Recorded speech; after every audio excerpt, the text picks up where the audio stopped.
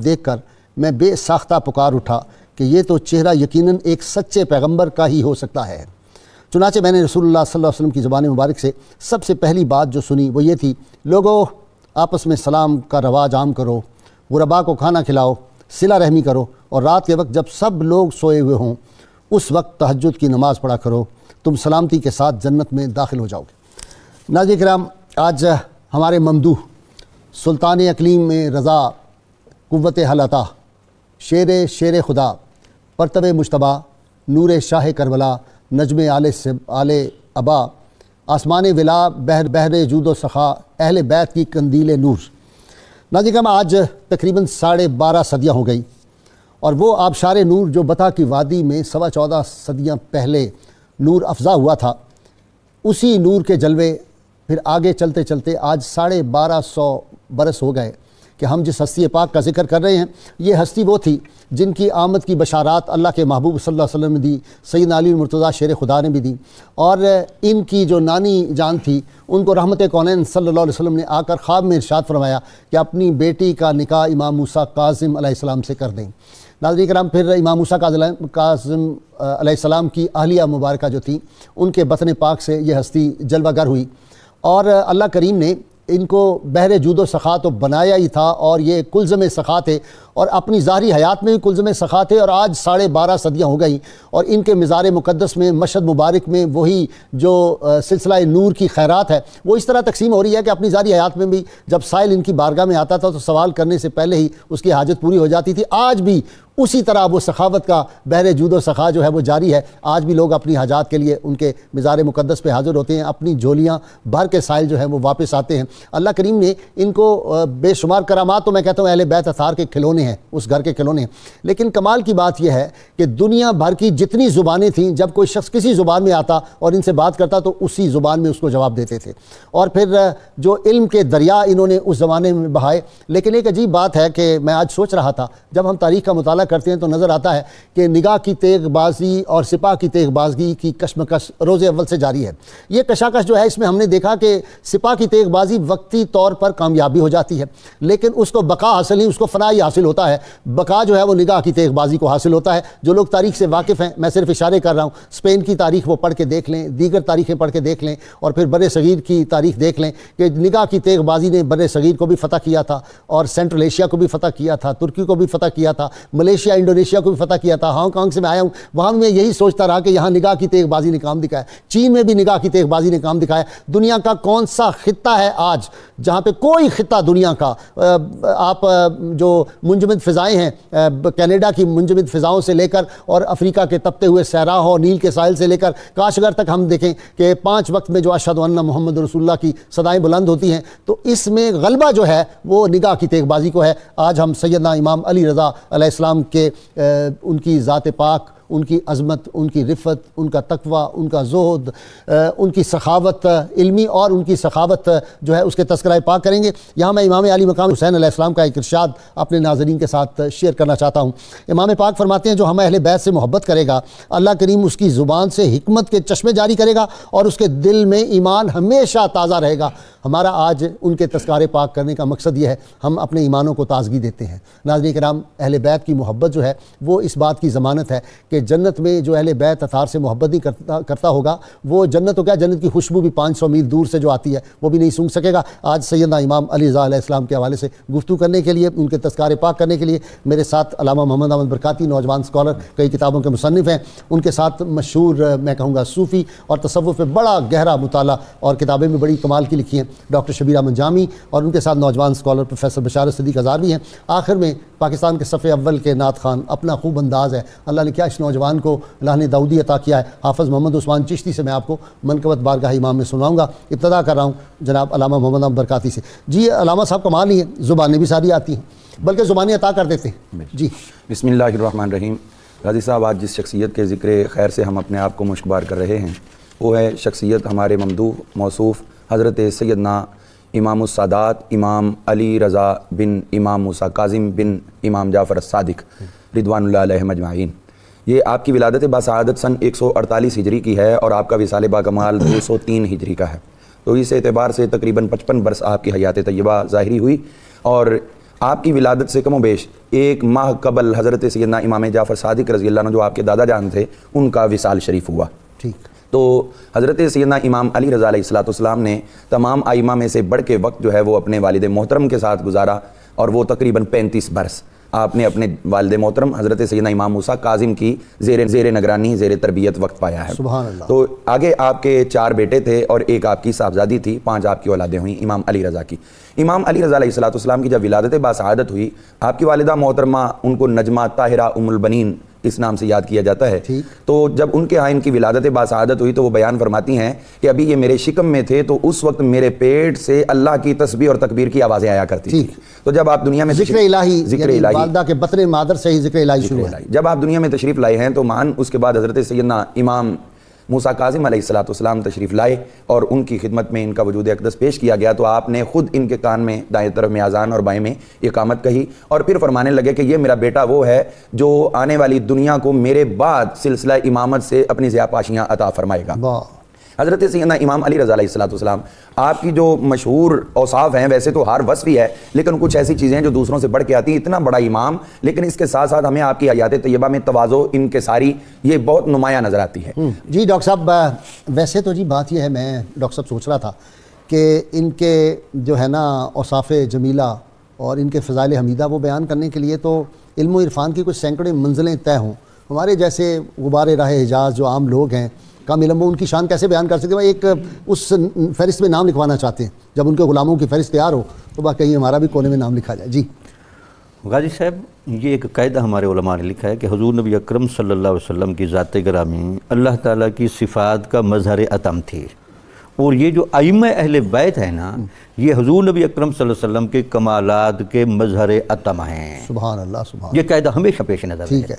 حضور نبی اکرم صلی اللہ علیہ وسلم کے ذمہ اللہ تعالیٰ کی طرف سے شیخ اکبر والی بات بھی ذرا دہرا دیں. ٹھیک ہے. کہ اللہ تعالیٰ کی جتنی بھی صفات ہیں وہ ان میں سے کوئی بھی فانی نہیں ہے، ساری باقی ہیں، اور ایک صفت جو اللہ کی ہے اس کا نام محمد صلی اللہ علیہ وسلم. بالکل شیخ اکبر نے فرمایا. بالکل ٹھیک. تو حضور نبی اکرم صلی اللہ علیہ وسلم کے ذمہ جو اللہ تعالیٰ کی طرف سے 4 اہم امور تھے: تلاوت آیات، تعلیم کتاب، تعلیم حکمت اور تزکیہ نفس. ٹھیک. اس کا کاملاً ظہور آپ کو ائمہ اہل بیت میں نظر آئے گا. ٹھیک. یعنی یہ 4 فیض کے چشمے یہاں ٹپکتے ہیں. ٹھیک. اور قرآن مجید نے اپنی حقیقت تک پہنچنے کے لیے جس چیز کو شرط قرار دیا وہ ہے طہارت. لا یمسہ الا المطہرون. قرآن کے ظاہر کو تو آپ بے وضو کے ہاتھ نہ لگائیں، لیکن قرآن کے باطن تک رسائی طہارت کاملہ سے آئے گی. واہ واہ واہ. اس وجہ سے جو قرآن پر مہارت، دین پر مہارت ائمہ اہل بیت کو ہے، یہ کسی کے حصے میں نہیں آئی. واہ واہ واہ. وہ حدیث پاک اپنی اولاد کو 3 سکھاؤ.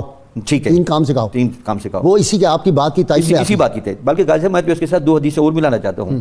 حضور نبی اکرم صلی اللہ علیہ وسلم نے اپنی امت کے ہدایت پر رہنے کے لیے 2 چیزیں بتائیں: قرآن و سنت، اور دوسری جگہ فرمایا قرآن اور اہل بیت. تو اس کا مطلب یہ ہے کہ سنت اور اہل بیت ایک چیز کے 2 رنگ ہیں.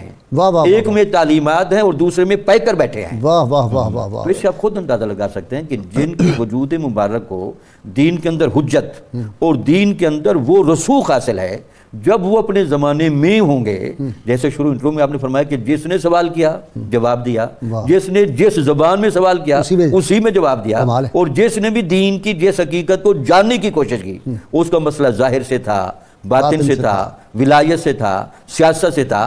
ہر مسئلے کو اس طرح کر کے حل کیا جیسے حضور نبی اکرم صلی اللہ علیہ وسلم نے فرمایا زمین و آسمان کی ساری کنجیاں میرے ہاتھ میں تھیں. لگتا یہ ہے کہ آپ نے یہ ساری کنجیاں اتباع کے باب میں اپنے ائمہ کو بھی پکڑوا دی. واہ واہ واہ. اچھا جی، چونکہ آپ کا تو بڑا مطالعہ ہے حضرت شیخ اکبر کا، اور آپ کی PhD بھی غالباً. بالکل شیخ اکبر. ہاں دیکھیں نا، میرے ذہن میں آ گیا.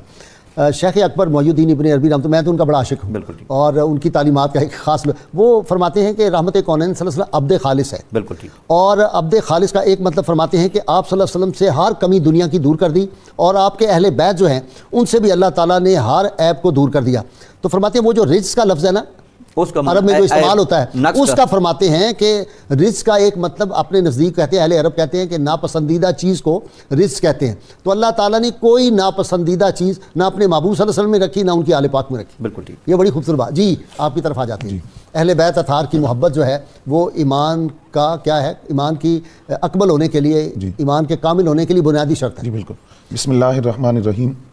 اہل بیت کرام کی محبت کے حوالے سے قرآن مجید فرقان حمید میں اللہ رب العزت نے ارشاد فرمایا قُلْ لَا أَسْأَلُكُمْ عَلَيْهِ أَجْرًا إِلَّا الْمَوَدَّةَ فِي الْقُرْبَى کہ اے حبیب فرما دیجئے کہ میں تم سے کسی اجرت کا سوال نہیں کرتا سوائے اس کے کہ میری اہل بیت کے ساتھ محبت کرو.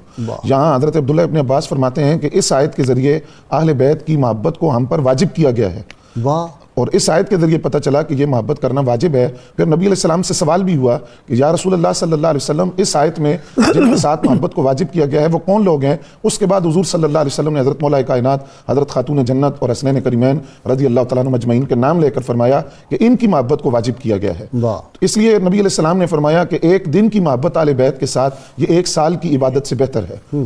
اب حضرت امام علی رضا رضی اللہ تعالیٰ عنہ علیہ السلام وہ شخصیت ہیں جن کو اللہ تعالیٰ نے فضل کمال اور ایک علمی مقام عطا کیا تھا کیونکہ آپ 35 سال اپنے والد کی صحبت میں رہے اور امام باقر کے اور امام جعفر صادق کے بعد علمی حوالے سے خانوادہ اہل بیت میں آپ کا ایک بڑا مقام ہے اور ایک خاص کیفیت ہے.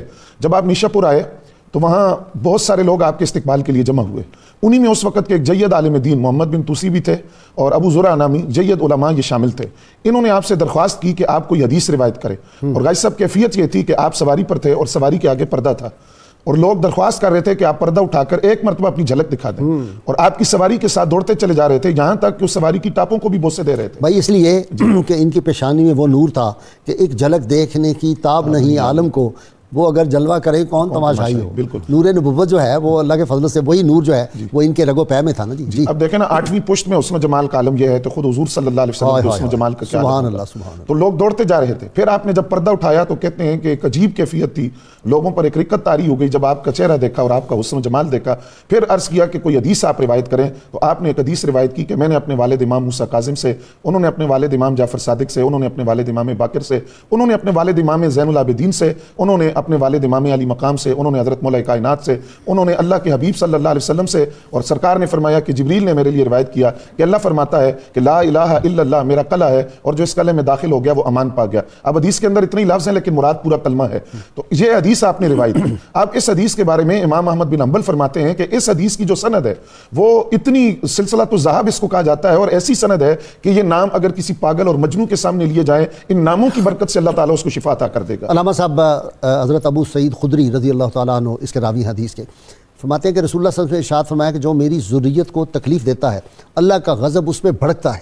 حضرت سیدنا امام علی رضا علیہ السلام کے حوالے سے فتاوی رضویہ شریف میں اعلیٰ حضرت نے بیان فرمایا ہے اور دیگر اور کئی محدثین نے شرح و مواقف وغیرہ سب میں یہ موجود ہے کہ امام علی رضا علیہ السلام وہ عظیم المرتبت ہستی ہیں کہ جنہوں نے جو ابھی ذکر ہوا آپ کے تشریف لانے کا ابو زرع کے حوالے سے ہم یہ دیکھتے ہیں کہ حضرت امام علی رضا علیہ السلام آپ اپنے دور میں اتنے جید عالم تھے کہ 20 سال کی عمر میں مدینہ منورہ میں آپ فتویٰ دیا کرتے تھے. اللہ اکبر. 20 سال کی حیات طیبہ اور یہ معمولی محدثین کا دور نہیں ہے بلکہ یہ وہ دور ہے 170 ہجری میں کہ جب اس وقت کے جید ائمہ محدثین جو ہیں وہ موجود تھے جن میں امام احمد بن حنبل ابھی بچے تھے, امام شافعی رحمۃ اللہ علیہ ان کی عمر 35 برس ہو چکی تھی. تو اس طرح جو ہے وہ کئی ہستیاں جو ہیں وہ موجود ہیں اپنے دور میں اور ان کی موجودگی میں دیکھیں نا معروف کرخی اور سری سکتی رحمۃ اللہ علیہ ان سے فیض حاصل کر رہے ہیں اور اولیاء کے سردار. بلکہ اس ضمن میں ایک اور بات عرض کروں ذہن میں اچانک آئی وہ یہ ہے کہ ایک شخص جو تھا وہ ایک جگہ پہ موجود تھا, اس نے خواب دیکھا سرکار دو عالم صلی اللہ علیہ وسلم کی اس کو زیارت نصیب ہوئی.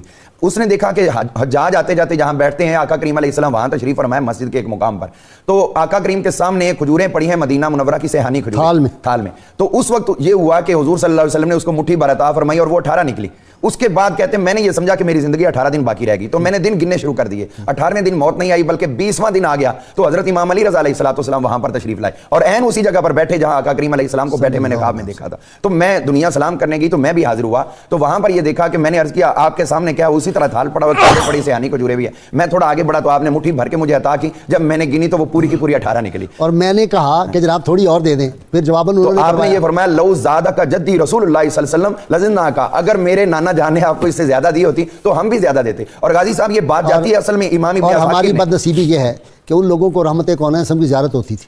ہمارے آج کے لوگ اٹھتے ہیں, مجھے بڑا دلی دکھ ہے اس بات کا, کہتے ہیں جی فلاں مولوی صاحب کی شکل میں حضور صلی اللہ علیہ وسلم تشریف لائے, لباس بھی وہ پہنا ہوا تھا. شرم سے آری لوگ ہیں, یہ کیا ہو گیا؟ کوئی اٹھ کے کہتا ہے کہ جی فلاں مولوی کی شکل دیکھ لو, حضور صلی اللہ علیہ وسلم کی گویا تم نے شکل دیکھ لی. وہ تو رب نے ایک ہاں رخ مصطفیٰ ہے وہ آئینہ, کیا ایسا دوسرا آئینہ نہ ہماری بزم خیال میں نہ دکانیں آئینہ ساز میں. یہی تو مولانا فضل خیر آبادی کی لڑائی جنگی یہ تھی. انہوں نے کہا بس بے مثل ہے جس طرح محمد صلی اللہ علیہ وسلم ایک ہی اللہ نے صفات میں حضور صلی اللہ تعالی وسلم بھی اپنی صفات جی ڈاکٹر صاحب کی طرف آ جاتا ہوں. اچھا ایک منٹ میں آپ کی اجازت سے ایک بات رہ گئی تھی, وہ میں ایڈ کرنا چاہتا تھا اس کے ساتھ جو امام ابن عساکر نے بیان کی ہے کہ حضرت سیدنا ابوبکر صدیق رضی اللہ نے بھی بلوایا تھا حضرت مولا علی مرتضیٰ شیر خدا کو اپنے دور حکومت میں, وہ کھجوریں دینے کے لیے مشہور واقعہ ہے. تو اس میں آپ نے ایک جملہ بولا تھا حضرت ابوبکر صدیق رضی اللہ نے, جو حضرت سیدنا مولا علی پاک نے 3 لپ جو ہے وہ کھجوریں بھر بھر کے دی تھی, تو ساری گنی تو 60 نکلتی رہی. تو وہاں پر حضرت ابوبکر صدیق رضی اللہ نے فرمایا تھا کہ جب ہم ہجرت کی تھی, ہم نے غار ثور سے نکلے تھے, تو اس وقت حضور صلی اللہ علیہ وسلم مجھے مولا علی کے بارے میں بیان فرما رہے تھے, اور یہ بات اب بیان کر رہا ہوں کتنے برس کے بعد, 11 برس کے بعد. اور یہ بات ہے کہ حضور نے وہاں ارشاد فرمایا تھا کفی وکف علی ابن ابی طالب فی العدل سوا, حضور نے فرمایا تھا میرا ہاتھ اور علی بن ابی طالب کا ہاتھ برابر ہے عدل کرنے میں. 60 کھجوریں حضور کے دستے مبارک سے اور 60 ادھر, اور پھر اس نے بھی 18 دیکھی ہیں, تو آگے امام علی رضا نے بھی. جی کالر میرے ساتھ ہیں, السلام علیکم. جی وعلیکم السلام ورحمۃ اللہ. جناب جی صفی اللہ سے خیرپور میرا سندھ سے بات کر رہا ہوں. اچھا جی بھائی. جی سوال یہ قاضی صاحب, پہلے تو آپ کو بڑی مبارکیں, پروگرام میں سالوں سے دیکھ رہا ہوں, اور وہ آپ کو جو بولتے تھے پکے ٹھکے صوفی, اس کی بڑی یاد آتی ہے. تو ایسا ہی ہمیں بھی بہت یاد آتے ہیں. اللہ کریم ان کو جنت میں اعلیٰ مقام عطا فرمائے اور رحمت کونین صلی اللہ علیہ وسلم کا قرب عطا فرمائے. ہماری دعا ہے. علامہ منیر احمد یوسفی رحمۃ اللہ علیہ. جی جی میرا سوال یہ ہے کہ امام علی رضا علیہ السلام کی جو کتب ہیں, انہوں نے جو دین کے لیے جو کتابیں لکھی ہیں, اس کے بارے میں ذرا ہمیں. جی جی جی پوچھ لیتے ہیں. نیکسٹ جی السلام علیکم. وعلیکم السلام. خیریت سے ہیں؟ جی شاہ صاحب فرمائیں. جناب علی, اسلام آباد میں سردی ہے کافی؟ یہ سردی تو ہے, لیکن آپ تھوڑی سی کام ہے پہلے, جس طرح سے بارش ہوئی تھی پہلے. اچھا ماشاء اللہ. جی شاہ صاحب فرمائیں. سوال یہ ہے کہ حضرت امام علی رضا علیہ السلام کا زہد و تقویٰ, ہاں, اور ان ہستیوں کا ذکر نصاب کی کتابوں کے دور دور تک نہیں ملتا, تو نہیں آنے والے نسل کو کیسے پتہ چلے گا؟ بہت اعلیٰ بات آپ نے کی ہے. آپ نے میری دکھتی رگ پہ ہاتھ رکھ دیا شاہ جی. جی کرتے ہیں اس پہ بات. جی نیکسٹ جی السلام علیکم. جی میاں صاحب. السلام علیکم. جی وعلیکم السلام. میاں صاحب خیریت ہے؟ الحمدللہ. قاضی صاحب آپ ٹھیک ہیں؟ اللہ کا شکر. فرمائیں. میرا سوال یہ ہے کہ امام علی رضا علیہ السلام کے اولاد پاک کے بارے میں بتایا جائے. جی ٹھیک ہے جی, ابھی بتاتے ہیں جناب. نیکسٹ جی السلام علیکم. وعلیکم السلام. جی جی جی جی غازی صاحب طلعت عرض کر رہا ہوں. جی طلعت الرحمان عرض کر رہا ہوں. جی طلعت صاحب فرمائیں جناب. جی غازی صاحب کیا حال ہے؟ ٹھیک ٹھاک؟ اللہ کا شکر, آپ کی دعائیں بھائی. ماشاءاللہ بہت پر نور پروگرام ہے جی. بہت مہربانی, بہت شکریہ. صبح کا آغاز بہت اچھا ہمارا ہوتا ہے. سوال جی, تو سوال وہ ائمہ اہل بیت اطہار علیہم السلام کے بارے میں نے پوچھنا تھا جی, کہ ان کا سلسلہ کس دور میں رکا اور کیوں رکا, اور اس کے بعد ہاں جی ائمہ کرام کا سلسلہ کس دور میں رکا اور کیوں رکا. ٹھیک ہے. اور اس کے بعد جو امام آئے ہیں 4 فقہ کے, ان کا مخزن کیا تھا. ٹھیک ہے. ناظرین کرام, درود پاک کا وقفہ سنتے پڑھتے آپ بھی میں بھی ہمارے ساتھ رہیے گا. اللہم صلی علی سیدنا و مولانا محمد وعلى سيدنا علي وسيدتنا فاطمة وسيدتنا زينب وسيدنا حسن وسيدنا حسين وعلى آله وصحبه وبارك وسلم. اللهم صل على سيدنا ومولانا محمد وعلى سيدنا علي وسيدتنا فاطمة وسيدتنا زينب وسيدنا حسن وسيدنا حسين وعلى آله وصحبه وبارك وسلم. وسيدتنا زينب وسيدنا حسن وسيدنا حسين. ویلکم بیک ناظرین کرام. آج اہل بیت اطہار کے ایک عاشق صادق کا 142واں یوم پیدائش ہے. میری مراد حکیم الامت شاعر مشرق علامہ محمد اقبال رحمۃ اللہ علیہ سے ہے. آج ان کا یوم پیدائش ہے. اقبال ایسا عاشق رسول تھا جی, رحمت کونین صلی اللہ علیہ وسلم کا ذکر پاک آتا تھا تو ان کی آنکھیں وضو کرتی تھیں. اور کیا خوبصورت بات کہہ دی کہ نگاہ عشق و مستی میں وہی اول وہی آخر, وہی قرآن وہی فرقان وہی یاسین وہی طٰہٰ, وہ دانائے سبل ختم الرسل مولائے کل جس نے غبار راہ کو بخشا فروغ وادی سینہ. اور اقبال یہ کہتے تھے کہ مسلمانوں کی ترقی اور عروج جو ہے وہ تبھی ان کو حاصل ہوگا کہ کی محمد سے وفات تو نے تو ہم تیرے ہیں، یہ جہاں چیز ہے کیا لوح و قلم تیرے ہیں۔ اور ان کا عقیدہ یہ تھا کہ خیمہ افلاک کا استادہ اسی نام سے ہے اور نبض ہستی تپش آمادہ اسی نام سے ہے۔ علامہ اقبال رحمۃ اللہ علیہ جو تھے وہ رحمت کونین صلی اللہ علیہ وسلم سے ان کی محبت اور عشق کا یہ عالم تھا کہ انہوں نے نیاز الدین کے نام جو خط لکھا اس میں کہا میرا ایمان یقین اور عقیدہ یہ ہے کہ رحمت کونین صلی اللہ علیہ وسلم جس طرح آج سے 14 صدیاں پہلے اپنے صحابہ کرام کو نوازتے تھے آج بھی اپنے غلاموں کو اسی طرح نوازتے ہیں اور نواز سکتے ہیں۔ تو علامہ اقبال تو فرماتے تھے اور ادب بارگاہ رسالت میں آپ صلی اللہ علیہ وسلم کا یہ تھا کہ وہ فرماتے تھے کہ جناب میں یہ بھی برداشت نہیں کر سکتا کہ کوئی کہے کہ آپ صلی اللہ علیہ وسلم کی جو قمیض مبارک تھی اس میں میل لگی ہوئی تھی، یہ لفظ میں برداشت۔ ایک آدمی نے ان کی محفل میں آیا، نوجوان لندن سے پڑھ کے آیا تھا، ملنے کے لیے گیا تو اس نے کوئی بات کرتے ہوئے کہا محمد صاحب نے یہ فرمایا، تو علامہ نے کہا نکل جاؤ میری محفل سے، رحمت کونین صلی اللہ علیہ وسلم کا نام نامی اس میں گرامی تمہیں معلوم نہیں کس ادب سے لیا جاتا ہے۔ اور پھر وہ عاشق رسول تھا کہ غازی علم الدین شہید کے جنازے میں گیا، جنازے کے ساتھ سہارا لے کے، بہت اس وقت ان کی طبیعت علیل تھی اور ان کی قبر میں لیٹے جا کے، اور وہ تاریخی فقرہ ہر کہو میں کی زبان پر ہے۔ ہم نوجوان اور عاشق رسول جو ہیں وہ تو ہمیشہ اس کو کوٹ کرتے ہیں کہ ایسی گلاں کرتے رہ گئے ترکھانہ دا منڈا بازی لے گیا۔ علامہ اقبال قائد اعظم جو تھے وہ سمجھتے تھے کہ رحمت کونین صلی اللہ علیہ وسلم کا جو گستاخ ہے اس کو ایک لمحہ زندہ رہنے کا حق نہیں ہے، تو اس لیے وہ عاشق رسول تھے اور ناموس رسالت کی حفاظت کا وہ جو درس دیا ہے وہ میں سمجھتا ہوں برے صغیر میں 3 لوگ اس میں بہت بڑے مقام پہ، بلکہ 4 اگر کہوں، مولانا فضل خیر آبادی، مولانا امام احمد رضا خان بریلوی رحمۃ اللہ علیہ اور مولانا محمد علی جوہر، جنہوں نے یہ کہا تھا اپنے کراچی ٹرائل کے دوران اپنے بھائی کے ہاتھ رکھ کے کہ جج صاحب انگریز کو کہ اگر یہ میرا بھائی شوکت علی بھی میرے پیغمبر صلی اللہ علیہ وسلم کی شان میں گستاخی کرے رب کعبہ کے سمے عدالت میں ہی ابھی اس کا سر تن سے جدا کر دوں گا، اور حالانکہ میں اپنے بھائی کے سامنے کبھی بولا نہیں۔ اور اس کے بعد پھر علامہ اقبال رحمۃ اللہ علیہ عظیم عاشق رسول تھے، ان کی تعلیمات جو ہیں یہ ہمارے کورس میں شامل ہونا چاہیے۔ اچھا جی، سوالوں کے جواب لے لوں میں اپنے اسکالر حضرات سے۔ جی پہلے انہوں نے ڈاکٹر صاحب آپ کی طرف آتا ہوں، خیر پور سے پوچھا تھا انہوں نے امام رضا کی کتب کے بارے میں۔ ان کی کتابوں کے بارے میں بہرحال اختلاف ہے، 4 کتابیں بیان کی جاتی ہیں۔ ایک ہے جی صحیفۃ الرضا، صحیفۃ الرضویہ، طب الرضا اور مسند الرضا۔ ٹھیک ہے، علامہ صاحب آپ کی طرف آ رہا ہوں، سوال مشکل ہے۔ طلعت صاحب نے پوچھا ہے، انہوں نے کہا کہ یہ امام جو تھے ائمہ اہل بیت ان کا سلسلہ کس دور میں رکا، اور جب یہ موجود تھے تو پھر یہ جو 4 اسکول آف تھاٹ ہے فقہا کے یہ کیسے وجود؟ یہ سلسلہ رکا تو نہیں ہے، امام حسن عسکری علیہ السلام تک مسلسل جاری رہا ہے، لیکن ان کے ساتھ ساتھ متصل ادوار میں دوسرے ائمہ بھی آئے ہیں۔ جس طرح کہ امام علی رضا علیہ السلام کی ہم بات ذکر کر رہے ہیں تو آپ کی 148 ہجری میں ولادت ہے، تو امام ابو حنیفہ رضی اللہ عنہ آپ کا وصال جو ہے وہ 150 ہجری کا ہے۔ تو اصل میں یہ رکا نہیں ہے، بلکہ یہ ساری کی ساری تعلیمات جو ہے ائمہ اہل بیت سے ہی انہوں نے حاصل کی ہے۔ امام اعظم ابو حنیفہ رضی اللہ تعالیٰ، امام جعفر صادق رضی اللہ عنہ سمیت امام باقر اور تقریباً 6 ائمہ اہل بیت کے شاگرد ہیں آپ۔ اور خصوصاً امام زید جو تھے ان کی پوری مسند امام زید موجود ہے، جس نے وہ پڑھی ہے اس کو ساتھ رکھ کے اور فقہ حنفی کو ساتھ رکھ کے وہ دیکھے گا کہ جو فقہ حنفی کے مسائل ہیں وہ سارے کے سارے امام زید نے اپنی سند سے روایت کی۔ ماشاءاللہ۔ اچھا ڈاکٹر صاحب آپ اس کا جواب دیں۔ انہوں نے کہا، جہانگیر شاہ صاحب نے بڑا اچھا، انہوں نے کہا کہ نصاب کی کتب میں ان کا ذکر ہی نکال دیا گیا ہوا ہے ہی نہیں۔ یہ تو قاضی صاحب بڑی افسوسناک بات ہے نا، جو دین کی بنیادیں ہیں اور حجتیں ہیں ان کا تذکرہ تو ہمیشہ رہنا چاہیے، تو ان سے جو فیوزات کے چشمے پھوٹے وہ چشمے نظر آتے ہیں اور جہاں سے فیض جاری ہوا وہ نظر نہ آئیں تو یہ مناسب نہیں ہے۔ ان کے تذکرہ ہونا چاہیے اور ان کی تاریخ بیان کی جانی چاہیے، اور ہماری نوجوان نسل کو پتا ہو کہ ہم ہیرو لیس نہیں ہیں، ہمارے اپنے ہیرو ہیں۔ جی غازی صاحب تذکرہ چاہ رہا تھا امام رضا علیہ السلام کا، تو ان کی شخصیت کے اثرات اگر آپ چیک کریں تو جو ان سے مسائل پوچھے گئے، 3 گہرے مسائل انہوں نے حل کیا اپنے زمانے میں۔ اس زمانے میں جبر و قدر کا بڑا مسئلہ چل رہا تھا، اور کچھ لوگ بالکل جبر کی طرف میل ہو گئے تھے اور کچھ قدر کی طرف ایسے میل ہوئے، تو وہاں اس مسئلے کو آپ نے جس انداز سے حل کیا، بین الجبر والقدر، یہ ان کا ترا امتیاز سمجھا جاتا ہے۔ جی وہ کیسے حل کیا ذرا فرمائیں؟ آپ نے یہ حل کیا کہ ایک ہے کسب اور ایک ہے خلق۔ ٹھیک ہے، بندہ کاسب ہے، خالق نہیں۔ ٹھیک ہے، تو کسب کی ذمہ داری اس پر ہے، خلق کی ذمہ داری اس پر نہیں، اس پہ ہے ہی نہیں، اس پر ہے نہیں۔ اس طرح حل کیا۔ دوسرا ان سے یہ مسئلہ پوچھا گیا، غازی صاحب 2 چیزیں اللہ تعالیٰ نے جو انسان کو دی ہے نا تو ان کی بڑی اہمیت حاصل ہے۔ ایک تو الست بربکم قالوا بلا کا وہ قول اور وہ عہد، یہ انسان کی فطرت میں قیامت تک رہنا ہے اور اس کی بنیاد پر انسان مکلف بنایا گیا ہے۔ ایک یہ، دوسرا اللہ تعالیٰ نے انسان کو ایک صلاحیت دی، فَأَلْهَمَهَا فُجُورَهَا وَتَقْوَاهَا۔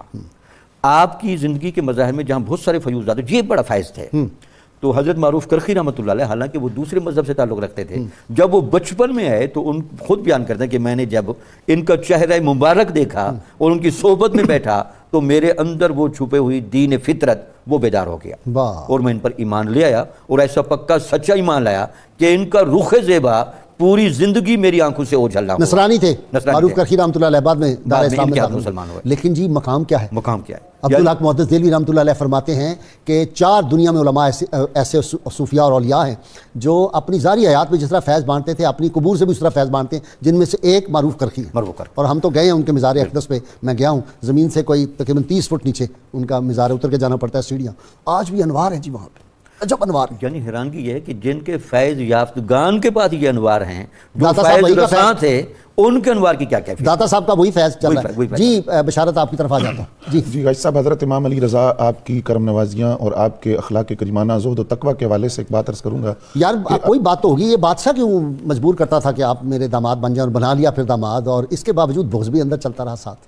جی اصل میں بات یہ ہے کہ ایک بھی فرد جو اہل بیت کا جس دور میں موجود رہا وہ لوگوں کی عقیدتوں کا مرکز تھا، محبت۔ آپ کو بادشاہ نے پیشکش کی، ولی عہد بھی بنا دیا، لیکن جو بات آپ نے اس سے ارشاد فرمائی تھی، آپ نے فرمایا کہ میں نے تمہاری یہ پیشکش اس لیے قبول کی ہے کہ تم نے اہل بیت کا حق پہچانا ہے، لیکن میں تمہیں اس بات کی بھی خبر دے دوں کہ تمہاری یہ خواہش پایہ تکمیل کو نہیں پہنچے گی۔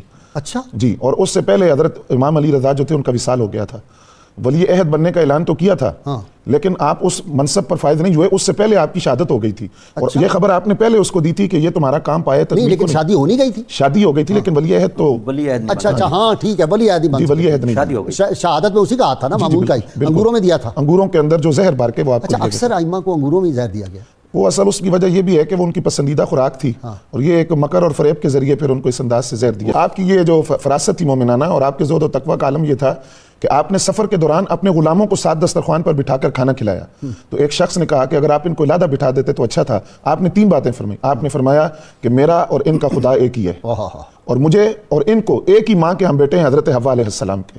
تیسری بات آپ نے فرمائی کہ جزا اور سزا کا دار و مدار اعمال پر ہے، تو ان کے اعمال اور میرے اعمال انہی کی بنیاد پر جزا اور سزا ملنی ہے، تو اس کیفیت میں بھی ہم برابر ہیں، تو میں ان کو علادہ کیوں بٹھاتا؟ اس لیے غلاموں کو اپنے ساتھ بٹھا کر وہاں آپ نے کھانا کھلایا۔ پھر آپ یہ دیکھیے کہ حضرت امام علی رضا 20 سال عمر کے اندر مسند افتاء پر فائز ہوئے، اور محمد بن عیسیٰ فرماتے ہیں 18,000 سوال تھے جو آپ سے پوچھے گئے، اور ان کے آپ نے جوابات دیے۔ اور آپ سے حدیث روایت کرنے والوں میں کون ہے؟ امام ابن حبان ہیں، حضرت امام احمد بن حنبل ہیں، معروف کرخی ہیں، یہ ان جیسی شخصیات جنہوں نے آپ سے حدیث روایت کی ہے۔ جب آپ کو دربار میں ولی عہد بنا کر اعلان کر کے دربار میں بلایا، آپ وہاں گئے تو بہت بڑے علماء کا ایک مجمع تھا، اور ایک ایسا مسئلہ پوچھا گیا جس کے اندر اجتہاد کی ضرورت تھی۔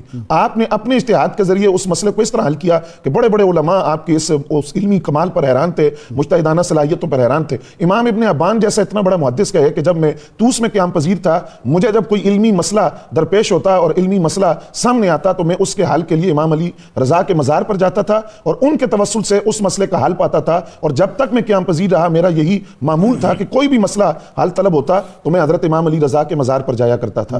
تو اس سے وہ بات کہ وہ کالر کا جواب بھی آیا کہ وہ ائمہ اہل بیت کا ہی فیض تھا جو آگے چل رہا تھا۔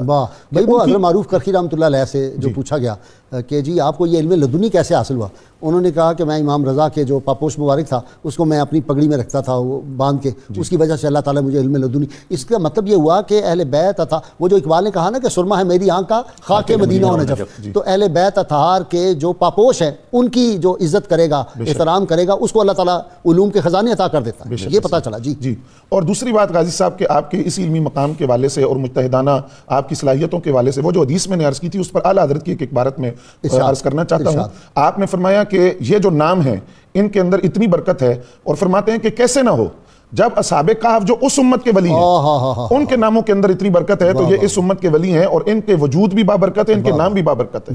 اب امام علی رضا نے جب یہ روایت بیان کی کہ لا الہ الا اللہ میرا قلعہ ہے، اللہ فرماتا ہے اور جو اس میں داخل ہو گیا مان پا جائے گا، ساتھ ہی یہ بات کہی بشروطہا وانا من شروطہا، 7 شرائط بھی ہیں اور میں بھی ان کی شرطوں میں سے ایک شرط ہوں کہ اہل بیت کی محبت بھی شرط ہے، امان تب پائے گا جب اہل بیت کرام کے ساتھ جی یہ بالکل ایسے ہی ہے۔ حضرت سیدنا امام علی رضا علیہ السلام آپ کا دیکھیے کہ کیوں نہ ہو کہ ان کی نگاہ کیمیا وہ تھی جس کو کوئی بھی شناخت نہیں کر پاتا تھا، یہ اس کی شناخت بھی فرما لیتے تھے۔ تاثیر آپ کی یہ تھی، ایک شخص نے 4 بال پیش کیے اور کہنے لگا کہ یہ رسول اللہ صلی اللہ علیہ وسلم کے منہ مبارک ہیں۔ آپ نے جب دیکھے تو ان میں سے ایک بال پکڑ کر الگ کر دیا، فرمایا یہ حضور صلی اللہ علیہ وسلم کا منہ مبارک ہے اور یہ 3 آپ کے نہیں ہیں۔ تو وہ کہنے لگے اس کی دلیل دیں۔ آپ نے فرمایا آگ لاؤ، آگ لگائی گئی، تینوں کو آگ میں رکھا گیا، تینوں جل گئے۔ فرمایا اب یہ چوتھا رکھو، جیسے ہی چوتھا رکھا گیا تو وہ سونے کی طرح سرخ ہو گیا لیکن جلا نہیں۔ سبحان اللہ، بہت شکریہ علامہ صاحب آپ کا، ڈاکٹر جامی آپ کا بھی شکریہ، بشارت آپ کا شکریہ۔ ناظرین کرام بہت مختصر وقفہ، درود پاک سنتے پڑھتے ہیں آپ بھی، میں بھی، ہمارے ساتھ رہیے گا۔